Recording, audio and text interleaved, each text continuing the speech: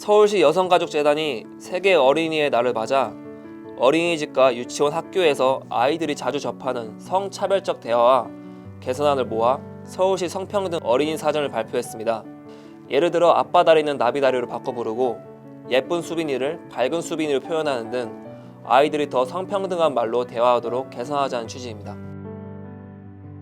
국내 연구진이 영유아의 일상생활을 촬영한 영상을 인공지능으로 분석해 자폐 증상을 알아내는 기술 연구를 진행하고 있습니다.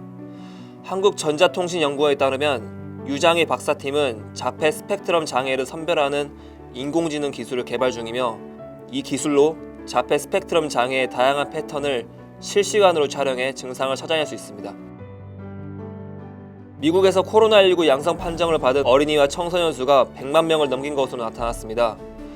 미국 소아과학회와 어린이병원협회에 따르면 지금까지 18세 미만 어린이 청소년 104만 명이 코로나19 확진 판정을 받았으며 이는 전체 확진자의 약 10%를 차지합니다.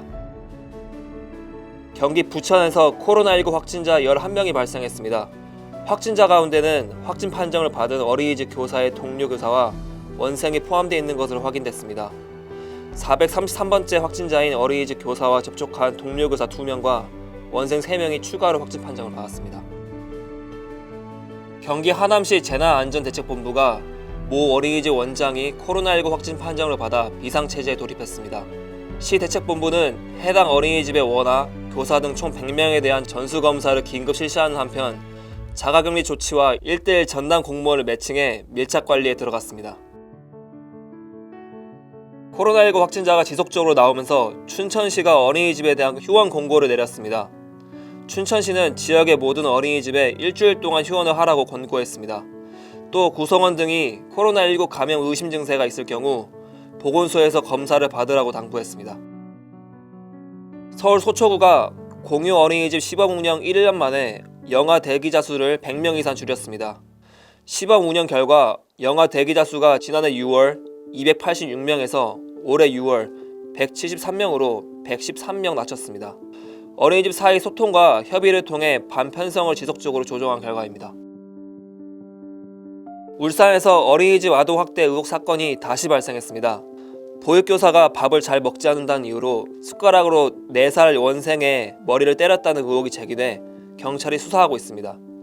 경찰은 이 보육교사를 아동복지법 위반 혐의로 입건해 조사하고 있습니다. 강원 삼척시가 어린이집 통학버스 안전사고 예방을 위한 합동안전점검을 실시했습니다. 점검 대상은 차량 연식이 2012년인 어린이 통학버스를 운영하는 관내 어린이집 7곳입니다. 시는 차량 구조 불법 변경이나 종합보험 가입 여부 등을 확인했습니다. 굿네이버스가 좋은 이웃 어린이집 협약식을 인천 어린이집 11곳과 진행했습니다. 이번 협약으로 이 기관들은 아동 권리 증진과 나눔 문화 확산을 위해 상호 협력을 해나갈 예정입니다. 서울 도봉구 국공립 어린이집 14곳이 국토교통부 공공건축물 그린 리모델링 사업 대상지로 선정됐습니다. 이번 사업은 준공 후 15년 이상 노후화된 어린이집을 대상으로 환경 개선을 위한 공사비를 지원하는 정책입니다. LH공사가 예산을 지원하며 공사는 내년 1월부터 시작될 예정입니다. 포항시가 영유아 놀이체험 공간인 아이사랑 놀이터를 열었습니다. 놀이터 내부에는 역할놀이나 친환경 놀이 공간, 지진 트라우마 등 영유아 스트레스 회복을 위한 공간이 마련됐습니다. 운영 요원도 2명씩 배치됩니다. 교육 시민단체 사교육 걱정 없는 세상과 인터넷 육아 전문지 베이비뉴스 취재팀이 영유아 사교육에 대한 부모들의 고민을 해결해줄 0세부터 7세 공부 고민 해결해드립니다를 출간했습니다. 책에는 103회에 걸친 토론과 연구, 강연 결과를 통해 다양한 사례가 담겼으며 베이비뉴스가 사교육의 허상을 심층 취재한 결과도 들었습니다. 정기현 대전시 의원이 대전시와 교육청에서 제출받은 자료를 분석한 결과 영유아 대상 친환경 우수 농작물 급식 식자재가 적게는 30%부터 많게는 80%까지 비싼 것으로 나타났습니다.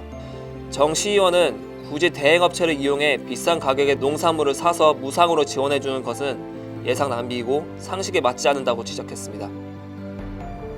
서울 중구가 지역 내 0세에서 만 18세까지의 영유아 등에게 KF94 보건용 마스크 10장씩을 나눠준다고 밝혔습니다.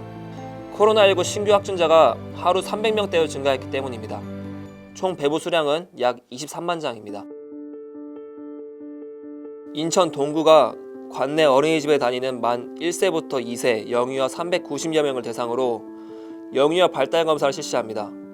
영유아 발달 검사는 15개월부터 70개월 사이 아동을 대상으로 하는 부모의 자기보고식 검사로 아이들의 사회성, 언어 표현 등 8개 척도 등을 파악해 조기의 발달상 문제를 찾아낼 수 있는 과정입니다.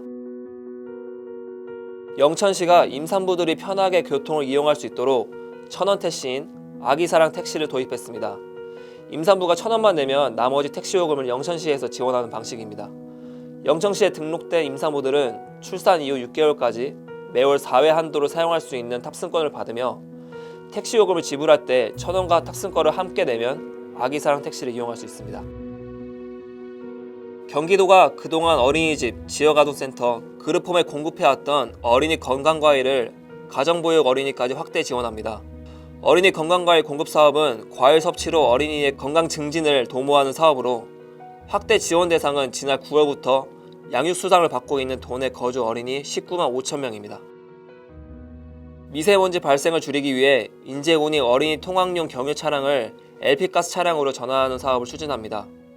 인제군은 올해 말까지 국비 등 3,500만 원을 들여 어린이 통학용 경유 차량을 폐차하고 LP가스 차량을 구입하는 비용을 지원합니다. 광양시 백운산 자연휴양림 내 치유의 숲 놀이터가 행정안전부에서 2020년 우수 어린이 놀이시설로 선정됐습니다. 김정호 휴양림 사업소장은 백운산 치유의 숲 놀이터를 잘 관리하고 추가 시설을 확충해 어린이들이 안심하고 뛰어놀 수 있는 공간을 조성해 나가겠다고 말했습니다.